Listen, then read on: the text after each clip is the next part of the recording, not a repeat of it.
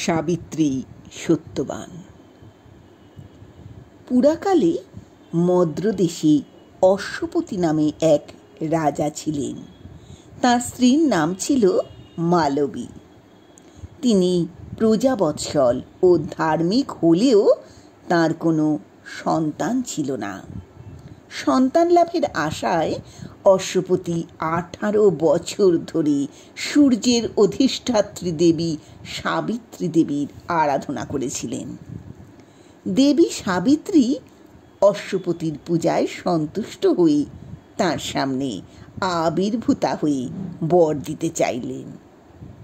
অশ্বপতি বহু পুত্র লাভের বর চাইলেও দেবী সাবিত্রী তাঁকে অলৌকিক রূপ ও লাবণ্যময়ী এক কন্যা সন্তান লাভের বর দিয়েছিলেন। কিছুদিন পরে দেবী সাবিত্রীর আশীর্বাদে মালবীর গর্ভে এক কন্যা সন্তানের জন্ম হয়েছিল।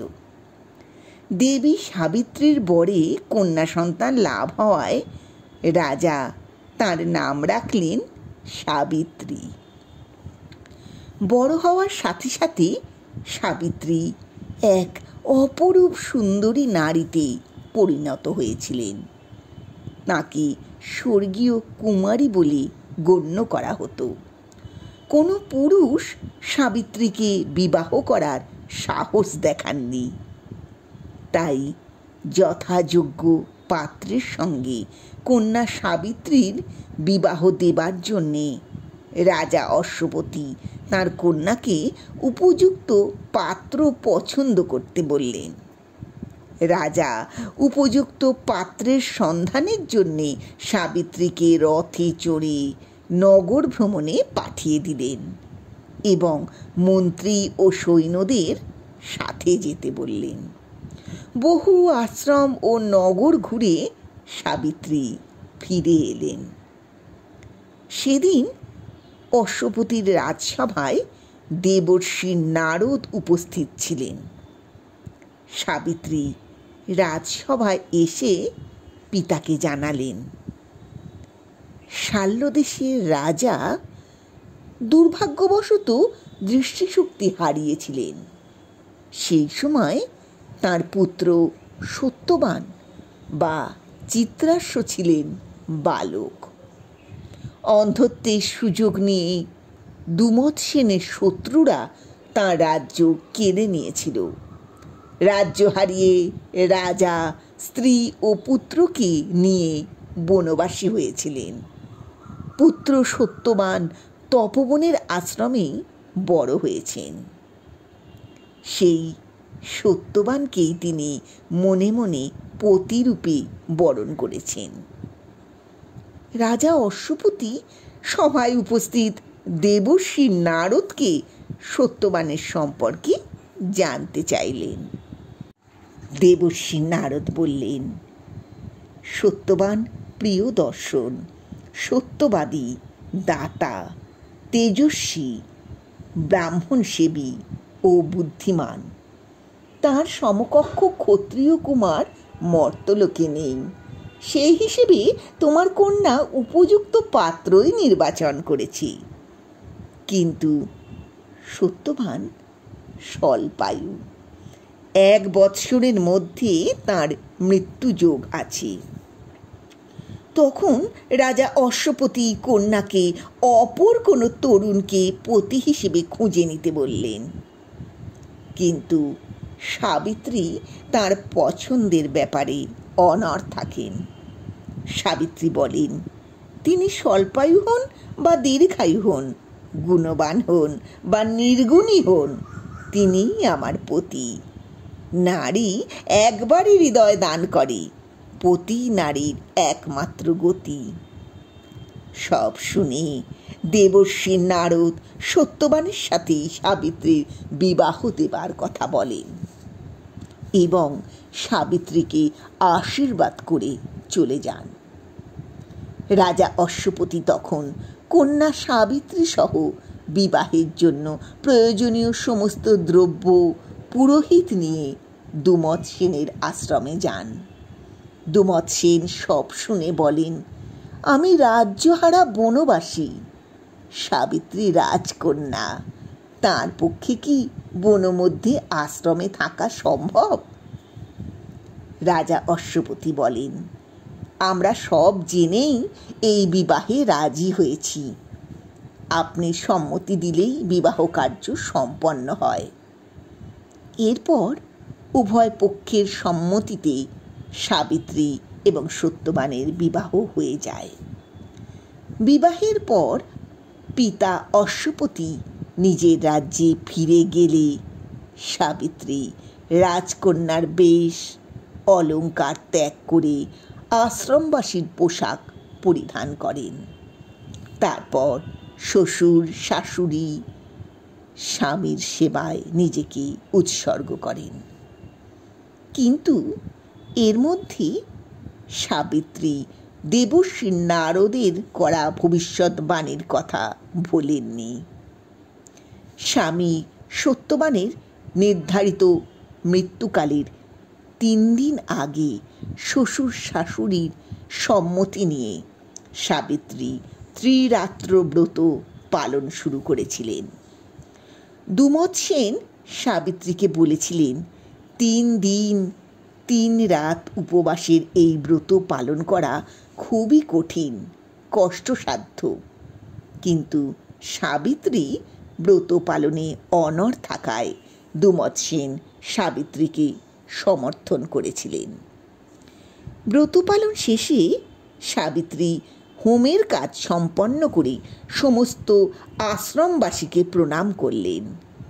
তখন তারা সাবিত্রীকে খাবার গ্রহণ করতে বললেন। সাবিত্রী জানালেন, সূর্যাস্তের পরেই তিনি ব্রত ভঙ্গ করে আহার গ্রহণ করবেন। এরপর সত্যবান বনে কাঠ কাটতে যাবার সময় সাবিত্রীও জেদ ধরে সত্যবানের সঙ্গে যান। বনে কাঠ কাটার সময় হঠাৎ সত্যবানের মাথার যন্ত্রণা শুরু হয়। তিনি স্ত্রী সাবিত্রীর কোলে মাথা রেখে শুয়ে পড়েন। সেই সময় সাবিত্রী দেখলেন তাদের সামনে যমরাজ দাঁড়িয়ে রয়েছেন। যমরাজ সাবিত্রীকে বললেন, তোমার স্বামী সত্যবানের আয়ু শেষ হয়ে গেছে। সাধারণত আমার দূতেরা পৃথিবীতে এসে মৃত্যুর পর আত্মাকে নিয়ে যায়।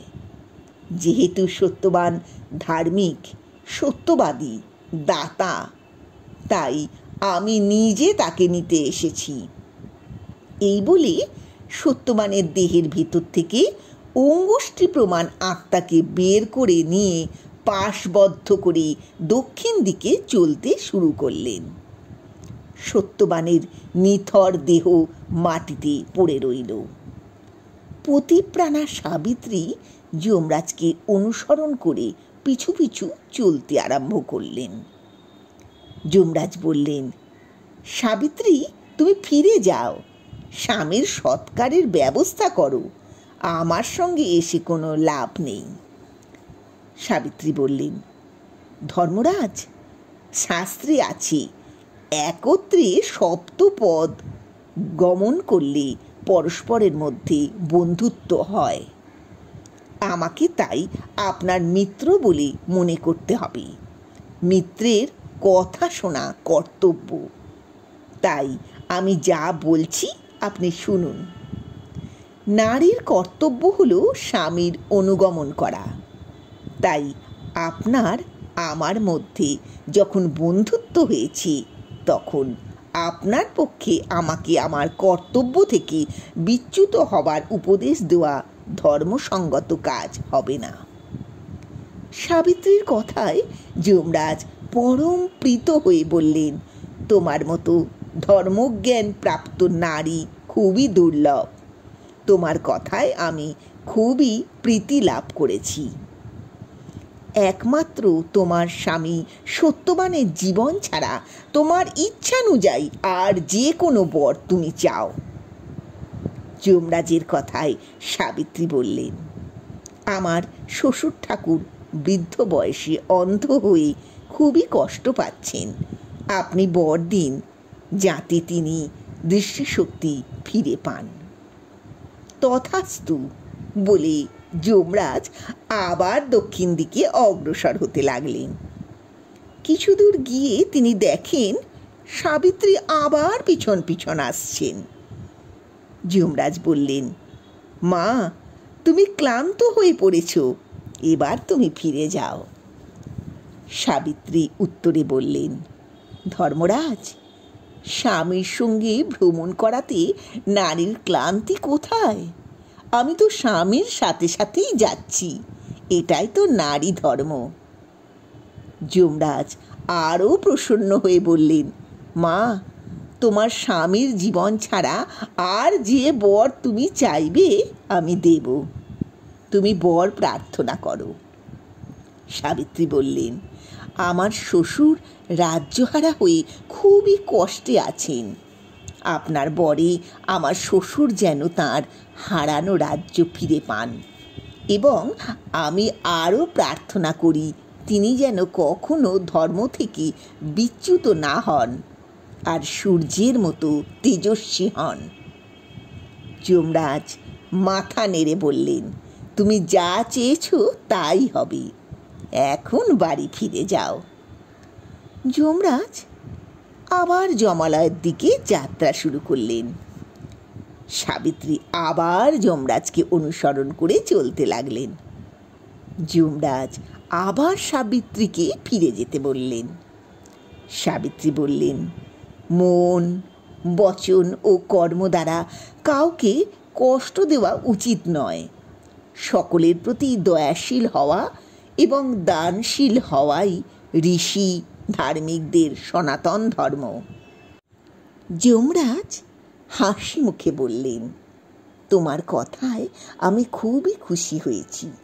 তোমার উপদেশ একজন তৃষ্ণার্ত মানুষের কাছে জলের মতো। সত্যবানের জীবন ছাড়া তুমি আমার কাছে অন্য যে কোনো বর চাও। সাবিত্রী বললেন, ভগবান, আমার বাবার কোনো পুত্র সন্তান নেই, আপনার বরে আমার বাবাকে আপনি শতপুত্র লাভের বর দিন। যমরাজ উত্তরে বললেন, তাই হবে, তবে এখন ফিরে যাও। সাবিত্রী বললেন, ধর্মরাজ, শাস্ত্রে বলে স্বামীহীন গৃহ শ্মশানের মতো, স্বামী হলো স্ত্রীর গৃহ। আমি সেই স্বামীর সাথেই চলেছি, আর আপনি হলেন সাক্ষাৎ ধর্ম। আমি সেই ধর্মেরই পথ অনুসরণ করে চলেছি, আর আপনি আমাকে বলছেন স্বামীহীন শ্মশান গৃহে ফিরে যেতে। সাবিত্রীর কথায় মুগ্ধ হয়ে যমরাজ সাবিত্রীকে তার স্বামীর জীবন ছাড়া অন্য যে কোনো বর প্রার্থনা করতে বললেন। করজোড়ে সাবিত্রী বললেন, ধর্মরাজ, আপনার বরে আমার স্বামীর ঔরসে আমি যেন শতপুত্রের জননী হতে পারি। যমরাজ বললেন, হবে, তোমার 100 পুত্র হবে, যারা শক্তিশালী ও বীর হবে। এখন ফিরে যাও, তোমার স্বামীর অন্ত্যেষ্টিক্রিয়া সম্পন্ন করো। সাবিত্রী হাত জোর করে বললেন, আপনি আমাকে শতপুত্র লাভের বর দিয়েছেন, কিন্তু স্বামীকে নিয়ে চলে যাচ্ছেন। এতে আপনার দেওয়া কথা মিথ্যাতে পরিণত হচ্ছে। আপনার কথা রাখতে আমার স্বামীকে আমাকে ভিক্ষা দিতেই হবে। সাবিত্রীর কথায় যমরাজ চমকে উঠলেন। ধর্মের স্থলন কি কখনো সম্ভব? তবে তাই হোক বলে যমরাজ সত্যবানের আত্মাকে পাশ মুক্ত করে দিয়ে বললেন, মা, আমি তোমায় তোমার স্বামীকে ফিরিয়ে দিলুম।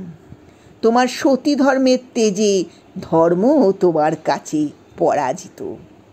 আমার বরে তোমরা দুজনে 400 বছর সুখে শান্তিতে জীবন কাটাবে। এবার গৃহে ফিরে যাও মা। এই বলে সাবিত্রীকে আশীর্বাদ করে যমরাজ অদৃশ্য হয়ে গেলেন। সাবিত্রী দ্রুত সত্যবানের কাছে ফিরে এলেন। সত্যবানের মাথা পরম যত্নে নিজের কোলে তুলে নিলেন। অল্প সময়ের মধ্যেই সত্যবানের জ্ঞান ফিরে এলো। সত্যবান বললেন, এই গভীর রাতে একা বসে আছো? আমি ঘুমিয়ে পড়েছি, ডাকোনি কেন? সাবিত্রী সত্যবানের কাছে তাঁর স্বল্পায়ু, মৃত্যু, যমরাজের নিতে আসা এবং শেষ পর্যন্ত সাবিত্রীর কথায় সন্তুষ্ট হয়ে সত্যবানের জীবন ফিরিয়ে দেওয়ার সমস্ত ঘটনার বর্ণনা করলেন। এরপর সাবিত্রী ও সত্যবান আশ্রমে ফিরে এলেন। দুমত সেন ইতিমধ্যেই যমরাজের বরে সব কিছু দেখতে পাচ্ছেন। তিনি সাবিত্রীকে প্রাণ ভরে আশীর্বাদ করলেন। পরের দিনই শাল্যদেশ থেকে মন্ত্রী সৈন্যরা দুমত সেনের কাছে এসে শত্রুদের পরাজয়ের কথা জানালেন এবং দুমত সেনকে রাজ্যভার গ্রহণ করতে বললেন। দুমত সেন আবার রাজা হলেন। যমরাজের বরে সাবিত্রীর পিতা অশ্বপতিও শতপুত্র লাভ করলেন। ধর্ম, সততা দিয়ে সাবিত্রী তাঁর স্বামীর জীবন রক্ষা করেছিলেন। স্বামীর প্রতি প্রগাঢ় ভালোবাসা তাঁকে সতী হিসেবে ইতিহাসের পাতায় অমর করে রেখেছে।